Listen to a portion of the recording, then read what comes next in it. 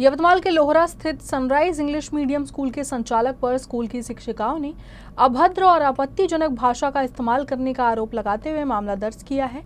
उनके बयान की एक ऑडियो क्लिप सोशल मीडिया पर वायरल हो गई है, जिससे समाज में तीव्र आक्रोश व्यक्त किया जा रहा है।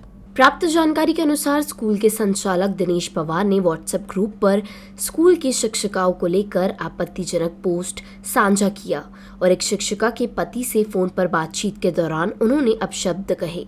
शिक्षिकाओं को गंभीर आपत्तिजनक शब्दों से संबोधित किया। इतना ही नहीं, उन्हें जान से मारने की धमकी भी दी।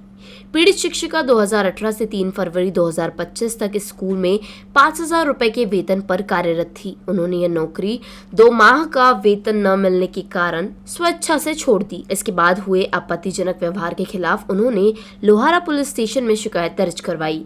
इस मामले में दिनेश पवार के खिलाफ मामला दर्ज किया गया है।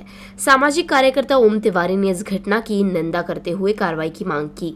सोशल मीडिया पर वायरल ऑडियो के चलते अब दिनेश पवार के खिलाफ सार्वजनिक रोष और कानूनी कार्रवाई की मांग तेज हो गई है।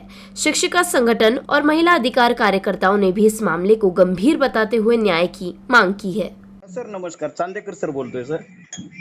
हा बोला सर. हा, काय मेसेज टाकला सर ग्रुपला तुम्ही? हा मेसेज काय टाकला सर?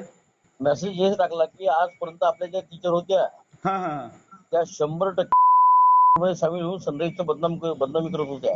त्या सडक्या हो का? 100%. बरं बरं आणि बरं. निधीची बदनामी करत आहे. निधी शाळा चालवत आहे. हा हा ही शाळेची मुलगी आहे, शाळेतून पास झालेली. हा हा हा, आणि ह्या सामील होऊन त्या महल्ले हा हा. निखिल होत्या. नाही, कारण कसं आहे, आमच्या मॅडमचं नाव आलं बुवा, आम्ही असं तुमच्या शाळेचं किंवा कुणाच्या आम्ही बदनाम केलं का सर कधी? ती कुत्री मॅडम, सडकी कुत्री.